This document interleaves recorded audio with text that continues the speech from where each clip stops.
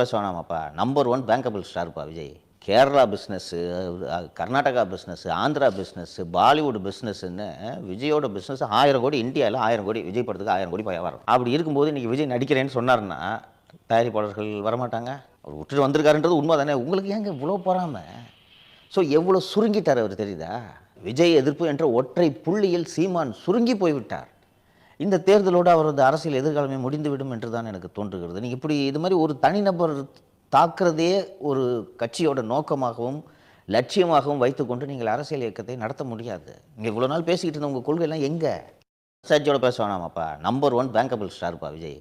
Kerala business, Karnataka business, Andhra business, Bollywood பிஸ்னஸ்ன்னு விஜயோட business 1000 கோடி, இந்தியால 1000 கோடி. விஜய் படத்துக்கு 1000 கோடி வியாபாரம். அப்படி இருக்கும்போது இன்னைக்கு விஜய் நடிக்கிறேன்னு சொன்னாருன்னா, தயாரிப்பாளர்கள் வரமாட்டாங்க. அவர் விட்டுட்டு வந்திருக்காருன்றது உண்மை தானே. உங்களுக்கு ஏங்க இவ்வளோ பொறாம? ஸோ எவ்வளோ சுருங்கிட்டார் அவர் தெரியுதா? விஜய் எதிர்ப்பு என்ற ஒற்றை புள்ளியில் சீமான் சுருங்கி போய்விட்டார்.